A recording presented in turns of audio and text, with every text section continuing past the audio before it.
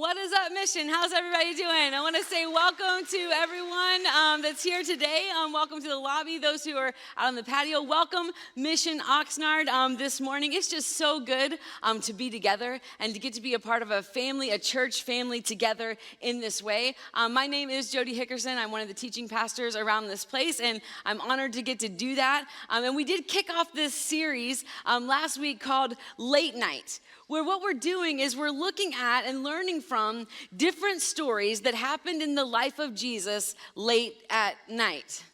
But we're also kind of having, some fun with this series, kind of with the late night, talk show vibe. I don't know if you got a favorite late night talk show host or whether you're a night owl or you go to bed early or whatever. But my favorite happens to be Jimmy Fallon. Any other Jimmy Fallon fans out there, wherever you're at? I love Jimmy Fallon. And one of my favorite segments that he does is called Tonight Show Hashtags. So what he'll do is he'll throw out a hashtag on Twitter. I think he does this every single week. And then on his show, he reads the responses that people have come up with using this hashtag. So a few weeks ago, I ran across one of these where he was playing this game, the Tonight Show hashtags. And the hashtag was "that happened." And so I thought I would just read a few of these. We'd kick off this late night morning by reading a few of these. From Mark Winterton, he says, "In kindergarten, I put on my coat in the morning and forgot that I wasn't wearing a shirt until I got to school. That happened." Lisa Murray, 89, says, "I waited behind a group of mannequins for 20 minutes in the store thinking it was the line." That happened. Bingo Girl 68 writes, "I was mad at my kids, so I punted the head of the snowman we had just made. It was a solid block of ice, broke my foot." That happened. K. Laura C91 said, "I got a speeding ticket and sped away when the cop handed it to me because I was mad. He pulled me over again and gave me another one." Okay, that happened. I'm telling you, if there had been Twitter back in the day, in the late night story we're going to look at, there is no doubt that every person who saw what went down would have been hashtagging "that happened," because it was so unbelievable. This story is so astonishing, so incredible. I mean, they couldn't wrap their minds around what had just happened. And this isn't just a story.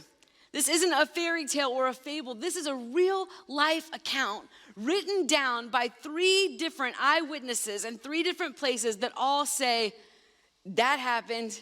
I mean, it was crazy. So what we're going to do is we're going to read through this story first, and then we're going to go back and kind of break it down and break it apart and see what we might learn today from Jesus, from the guys who were on this boat, from the experience of a guy named Peter, what we might learn from this late night to our late nights. So let me read it, Matthew chapter 14, starting in verse 22.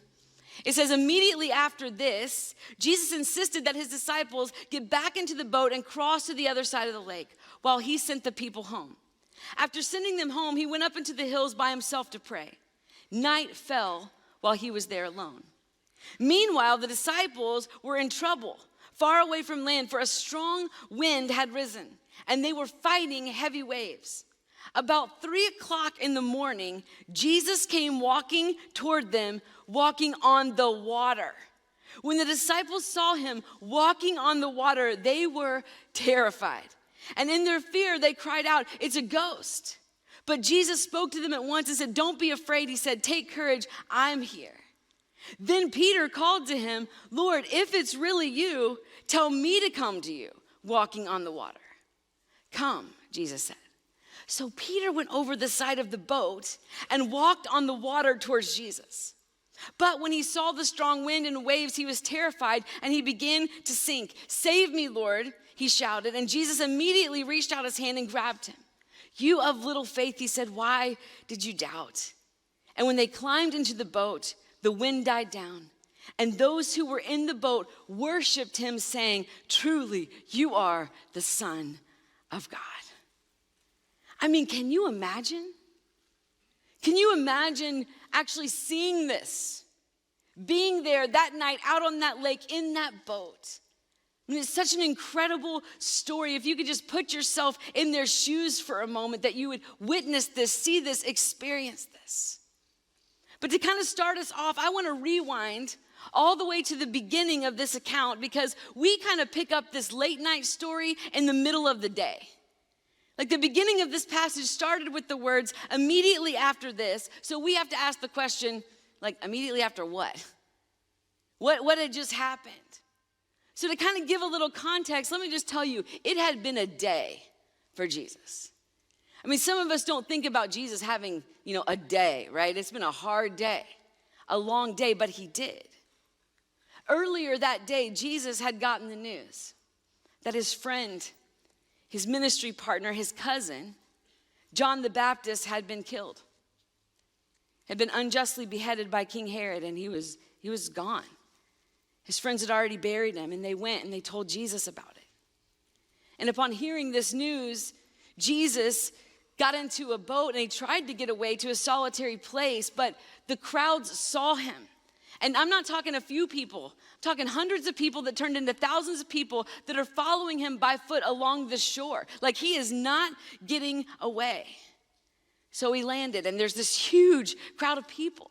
And they needed something from him, and they're bombarding him. And it says that Jesus had compassion on them, and he healed all of them that were sick among them right then. So as evening comes, the disciples come to Jesus and they're like, okay, this is good. You've done a good thing. Let's send the people home. Like, let them go get themselves something to eat so that you can just be done. And Jesus, again, it says, has compassion on the people. And he says, we don't need to send them away. Let's give them something to eat. Let's feed them. And they're like, we don't have anything except for these 5 loaves of bread and these 2 fish. And Jesus said, that's cool. I can deal with that. And he had all the people sit down, about 5,000 of them. And then he does another miracle. And he starts multiplying. As they pass out this bread and fish, it just keeps multiplying and multiplying and multiplying until everyone there, thousands of people, had enough to eat and there were leftovers. I mean, that happened. Then that's when, it was immediately after this, immediately after that day, that Jesus insisted that his disciples get back into the boat and cross the other side of the lake while he sent the people home. And after sending them home, he went up into the hills by himself to pray, and night fell while he was there alone. Now, obviously, we are not Jesus.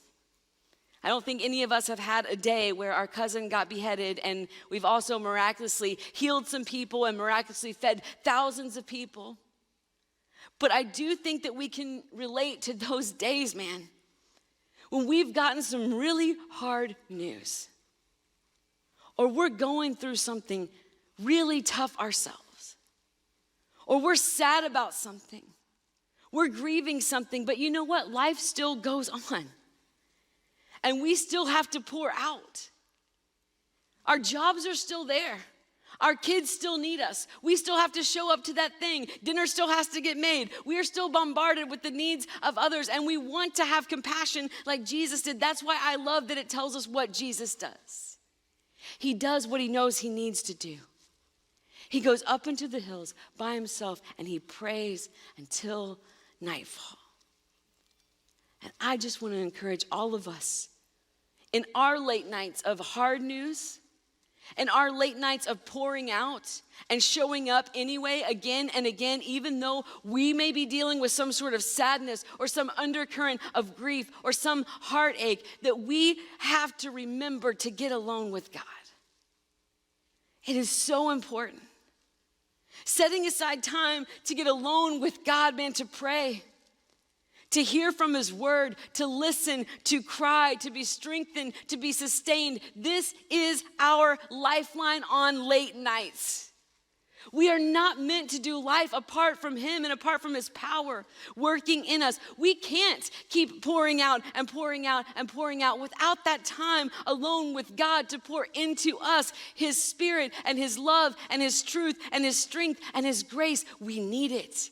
If Jesus needed it, if he needed time alone to pray and be with God, which we see as a regular part of his life when he walked this planet, we cannot underestimate how much we need it.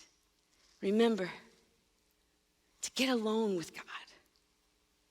Verse 24 says, meanwhile, the disciples were in trouble far away from land, for a strong wind had risen and they were fighting heavy waves.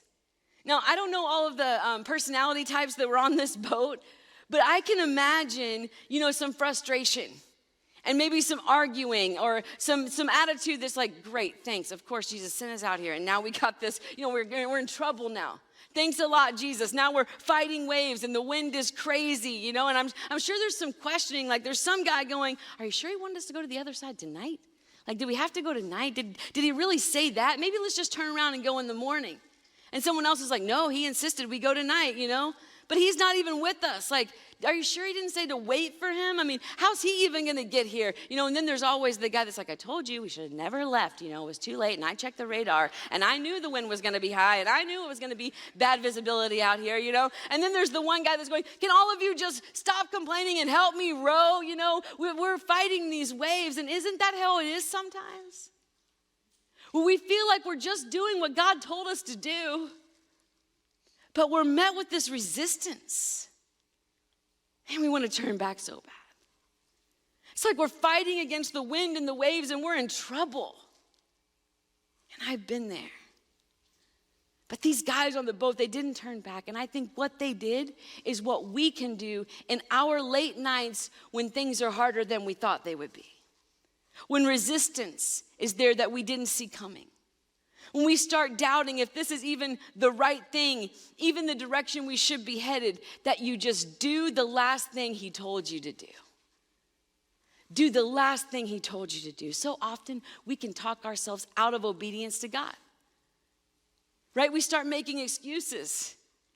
We turn back around, we doubt him. We start to justify or question whether it really was God who told us to do this thing or if it was just bad pizza, that one night, because it's harder than we thought.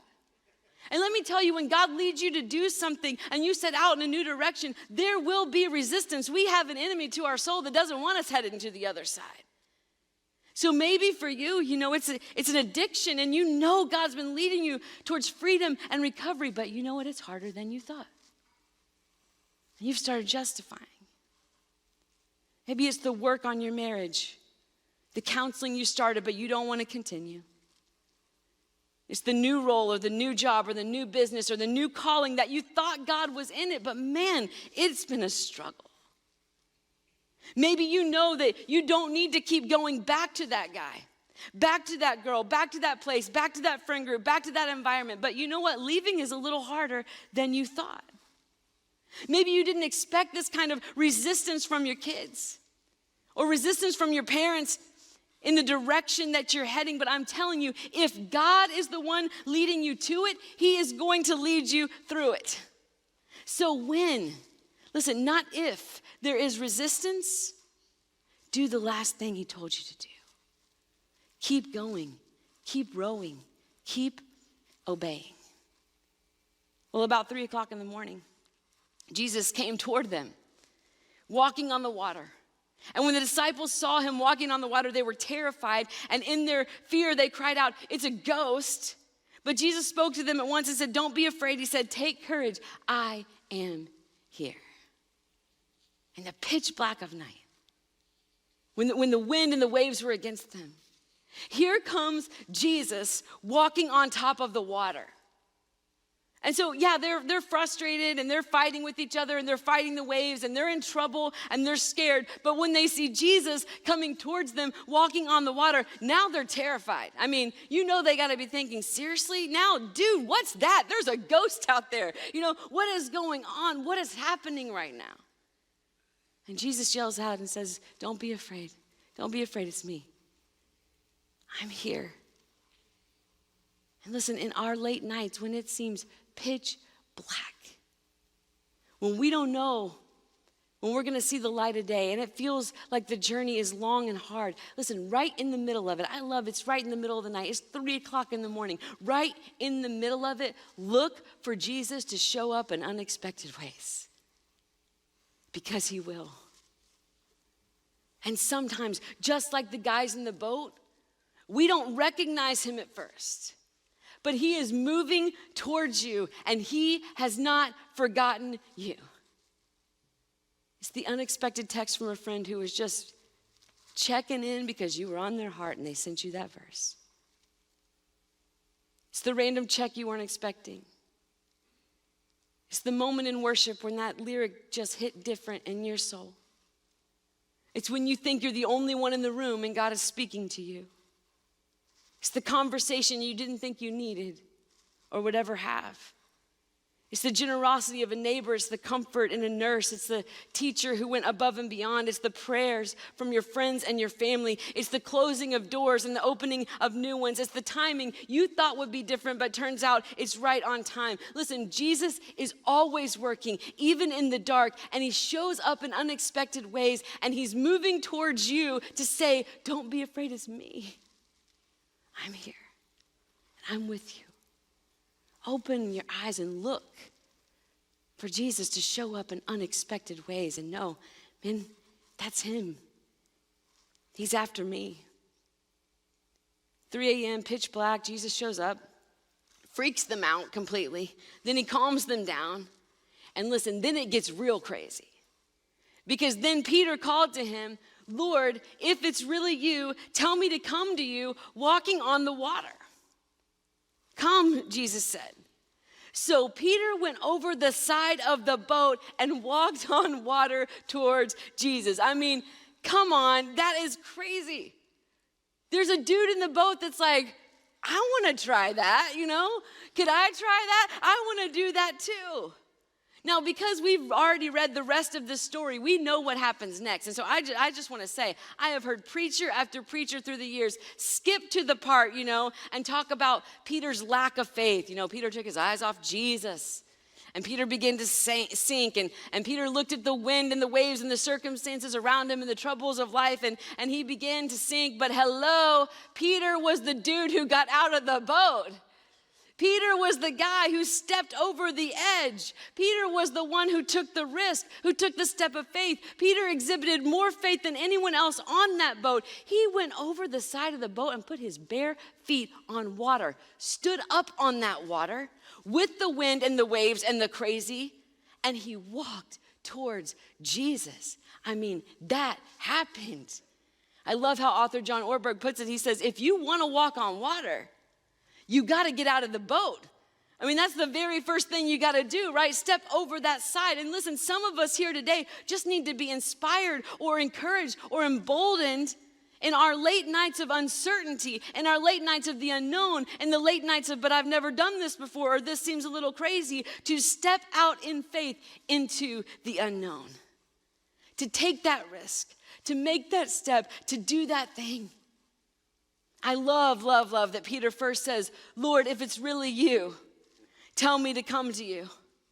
And I think that's so important because we got to know if we're going to step out in faith, if we're going to risk, we got to know that God is in it, that it's his spirit leading us, that he's the one saying, come, that it's not just, our own ideas or pursuing our own truth or our own agendas. No, we got to know that it's him calling us and leading us. And thankfully, we have ways that we can discern if it's him or not.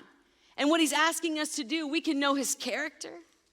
And listen, he's never going to lead us to do something that doesn't line up with who he is. We can know his word. And I'm telling you right now, God will never lead you in a direction that is contrary to his word. We can seek godly wisdom from others, like he's given us each other. And there are some people in our lives that have the gift of wisdom and the gift of discernment. And he's given us his spirit to convict us and lead us and guide us and correct us and comfort us and stretch us and empower us. So yes, we got to ask, Lord, if it's you, is this you? But if it is, even if it's crazy, and even if you've never done it before, and even if it's filled with uncertainty, and even if it involves risk and sacrifice, man, step out into faith and to the unknown, because that's when we get to be part of the miracle. I mean, make no mistake about it, faith is risky business. And don't think that God wouldn't ask something risky of you. He would. I mean, to change careers, because God is leading you to, that's risky.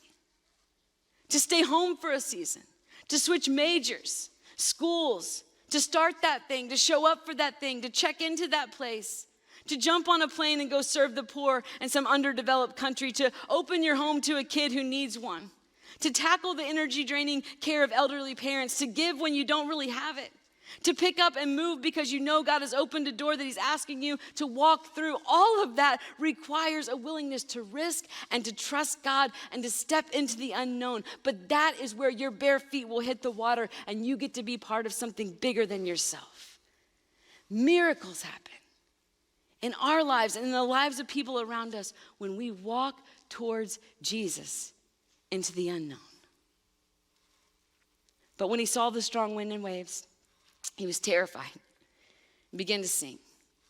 "Save me, Lord," he shouted, and Jesus immediately reached out his hand and grabbed him. So strange, because when you think about Peter, out there walking on water, you think he would get more confident in every step, like, "Hey, look I'm walking on water. Guys, you see this? I'm walking on water," and he's getting more confident, but instead, he starts to get a little shaky. He starts to go, not like, "I'm really doing it, man." He starts to go, "Oh, what am I doing? Am I crazy? Why did I ever step out? There's the wind, there's the waves, there's the whole no floor thing." He's starting to go, "What was I doing? What was I thinking?" And I've been there too. You know what? I think it's awesome for us to know that in our late nights when we are sinking, when we thought we had it but we don't, when we lost faith that we can do it, when we start going under, that we can simply ask for his hand. I love that it says when Peter shouted, "Lord, save me," that Jesus immediately reached out his hand and grabbed him. He was right there for him. He wasn't going to let him sink. He wasn't going to let him drown. He was there to pick him back up. His story wasn't over. Peter goes on to do so many amazing things and be a part of so many amazing stories. Jesus picks him back up. And listen, for some of us, it takes more courage for us to admit and to reach out for help than it does to go over the side of the boat. The truth is, we like this posture of doing life with God. Like, we got this. This is great. I love walking with Jesus. We don't really like this posture. But he will grab us and pick us back up. And you know what? That's a miracle too. So often we divide the world into two categories, right? We got the water walkers and the sinkers. But the truth is, Peter was both, and we are both. And there will be times in our lives when we step out in faith and we risk and we get to be a part of the miracle. And there will be times even in that we get overwhelmed and we get discouraged and something comes up and we get afraid again. And we need Jesus to pick us back up, to grab us, to catch us. And that's a miracle too. "You have little faith," he said. "Why did you doubt?" I don't think that this is a shameful moment because I know the character of God and he doesn't use shame. I think Jesus grabs him, picks him back up, hugs him. They're still out there on the water, so they're standing on the water, right, hugging, and he's going, "Man, you were doing it. What happened? Why'd you doubt?" And then they climbed into the boat, and the wind died down, which Peter had to be thinking, that would have been helpful 5 minutes ago, And then those in the boat worshiped him, saying, "Truly, you are the Son of God." Like, we saw something tonight. We are convinced you are the Son of God. And I love this ending. Because you know what? They weren't questioning the journey anymore. And they weren't afraid anymore. And they didn't clown Peter for sinking. They worshiped. They saw Jesus for who he really was, and in awe and wonder and reverence and amazement that happened, they worshiped him. And man, I think that's the response when we live this way. We can't help but worship a God when we live this way. When we live in a way that we remember to get alone with God. When we live in a way where we just do the last thing he told us to do. We live in a way where we're always looking for Jesus to show up in unexpected ways and go, "Oh, that's him. He's here." We step out into faith, into the unknown, and we ask for his hand to pick us back up and to keep us going with him in this life onto more stories and more miracles and more adventures and more steps of faith. It's pretty amazing. And it wakens us to who he truly is and compels us to worship. And that's what we're going to do here in a moment. We're going to worship a God that is with us in all of our late nights.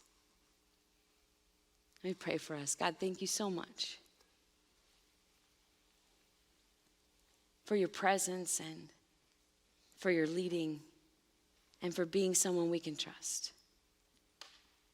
Thank you so much for your love for us, your guidance, your direction. And God, I thank you for just an account like this, for this moment that you had with Peter that we can see. We can see what it means to step out in faith and to trust you and to know that you've got us. And so, Lord, in this moment, would you just increase our faith? Would we be in awe and wonder of who you are and that you're with us? We worship you. In Jesus' name, amen.